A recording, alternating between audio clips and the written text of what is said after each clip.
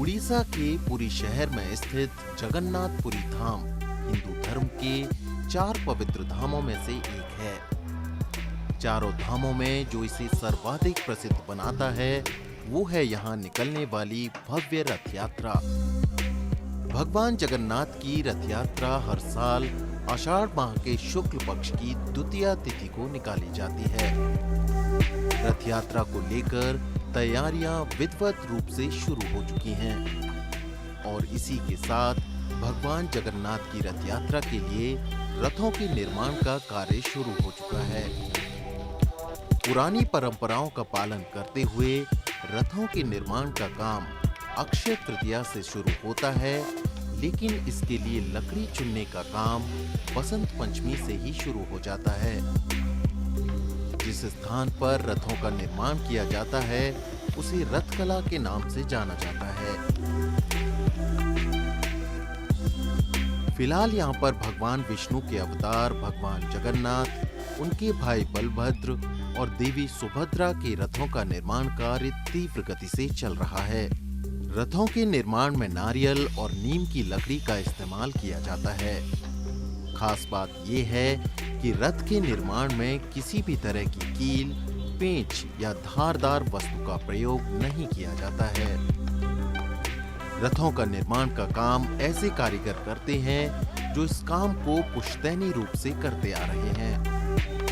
यही वजह है कि उन्हें रथों के निर्माण में महारत हासिल होती है। इन कारीगरों को लेकर एक खास बात ये भी है कि रथों के निर्माण की प्रक्रिया शुरू होने के बाद ये कारीगर ना तो अपने घर जाते हैं और ना ही किसी बाहरी व्यक्ति से मिलते हैं। ये कारीगर सुबह 8 बजे से रात 8 बजे तक काम करते हैं।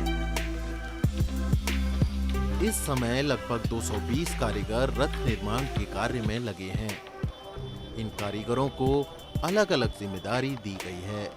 कुछ कारीगरों को रथ की लंबाई के हिसाब से लकड़ी काटने की जिम्मेदारी दी गई, जबकि कुछ कारीगर रथों के पहिए का निर्माण कर रहे हैं और कुछ कारीगर रथों के विभिन्न हिस्सों को जोड़ने का काम कर रहे हैं।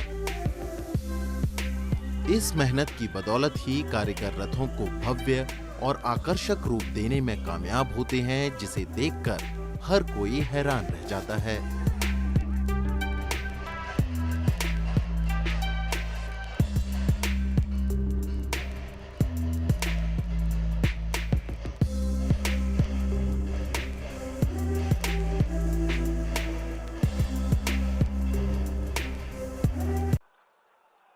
मेरे प्यारे भाइयों बहनों, आज पूरे देश में स्वच्छता का मिशन तेज गति से काम कर रहा है।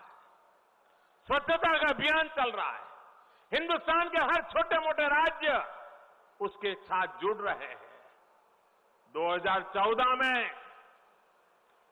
ग्रामीण स्वच्छता का दायरा उड़ीसा में केवल 10% था, केवल 10%। लेकिन जब से भारत सरकार ने बीड़ा उठाया है, उसको गति लाने का प्रयास किया है, उड़ीसा के जागरूक नागरिकों ने मेरी मदद की है, मेरा साथ दिया है, कंधे से कंधा मिलाकर के साथ दिया है, और उसके कारण 2014 में जो 10% था वो अब करीब करीब 55% पहुंचा है। लेकिन देश जिस गति से आगे बढ़ रहा है, देश ने जिस प्रकार के स्वच्छता को बीड़ा उठाया है, उड़ीसा को बहुत कुछ करना बाकी है। यह न केवल राष्ट्रीय औसत से बहुत पीछे हैं, बल्कि ऐसे कई राज्यों से भी कम है जो कई अन्य मापदंडों से उड़ीसा से पीछे हैं, वो भी स्वच्छता के मुद्दे पे आगे निकल गए हैं। और इसलिए हमें और भी आगे जाना है और प्रयास करने हैं। मेरा विश्वास है कि आने वाले महीनों में अब इस अभियान को और तेज करके हम उड़ीसा को भी संपूर्ण स्वच्छता का लक्ष्य भी हासिल करेंगे। मैंने कुछ दिन पहले यहां के मुख्यमंत्री श्रीमान नवीन बाबू से भी आग्रह किया था कि देखिए, देश स्वच्छता में काफी आगे बढ़ रहा है और उड़ीसा पीछे रह जाएगा। शौचालय नहीं बन रहे हैं, ओपन डेफिकेशन फ्री का मूवमेंट नहीं चल रहा है। मैंने उनसे आग्रहपूर्वक संदेश भेजा था, लेकिन आज जब माता हिंगोला की धरती पर आया हूं, भगवान जगन्नाथ की धरती पर आया हूं, तब मैं नवीन बाबू को फिर से एक बार आग्रह करता हूं कि उड़ीसा में वो स्वच्छता को प्राथमिकता दें। ये स्वच्छता स्वास्थ्य के साथ जुड़ी हुई है। उड़ीसा के लोगों के उत्तम स्वास्थ्य के लिए उत्तम स्वच्छता की भी आवश्यकता है। उसी प्रकार से मेरे प्यारे भाइयों बहनों, आने वाले दिनों में हम देश के लोगों के स्वास्थ्य से जुड़ा एक और भगीरथ कार्य कल से झारखंड की धरती से एक साथ हिंदुस्तान के गांव-गांव में प्रारंभ करने जा रहे हैं। ये कार्यक्रम है आयुष्मान भारत योजना के तहत कल से प्रधानमंत्री जन आरोग्य योजना पीएम जय इसकी शुरुआत हो रही है। इस योजना के तहत देश के 10 करोड़ गरीब परिवारों को, यानी कि करीब 50 करोड़ लोगों को, मतलब अमेरिका, कनाडा, मैक्सिको, उनकी पूरी जो जनसंख्या है उससे भी ज्यादा लोगों को, उनके परिवारों में अगर गंभीर बीमारी के इलाज के लिए आवश्यकता पड़ेगी तो साल भर में 5 लाख रुपए तक का हेल्थ एश्योरेंस दिया जाएगा। 5 लाख रुपया, यानी कोई गंभीर बीमारी होने की स्थिति में गरीब परिवार को तय अस्पतालों में 5 लाख रुपए तक का इलाज मुफ्त में मिलेगा। गरीब के घर में बीमारी आती है तो वो ब्याज के चक्कर में डूब जाता है, परिवार तबाह हो जाता है।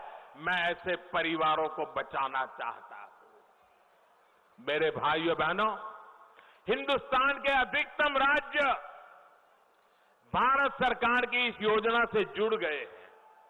जो राज्य जुड़ गए हैं उस राज्य के गरीबों को इसका फायदा मिलने वाला है। आप मुझे बताइए भाइयों बहनों, इसका फायदा उड़ीसा के गरीबों को मिलना चाहिए कि नहीं मिलना चाहिए? पूरी ताकत से मुझे समझाइए, मिलना चाहिए कि नहीं मिलना चाहिए? क्या ऐसी योजना का लाभ लेना चाहिए कि नहीं लेना चाहिए? उड़ीसा की सरकार ने आगे आना चाहिए कि नहीं आना चाहिए? लेकिन मुझे समझ नहीं आ रहा है, हमारे नवीन बाबू को समझ नहीं आ रहा है।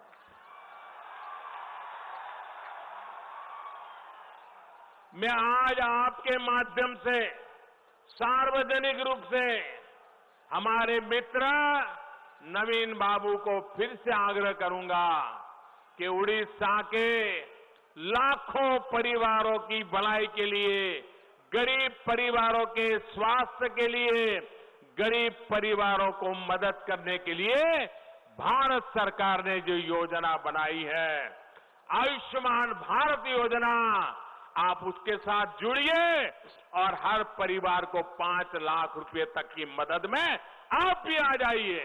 मैं निमंत्रण देता हूं। इस योजना से जुड़ने पर उड़ीसा के लोग किसी भी राज्य में अगर यहां से आप दिल्ली भी जाना पड़े बीमारी में तो उसका इलाज भी उस योजना के तहत आपका मुफ्त में हो जाएगा।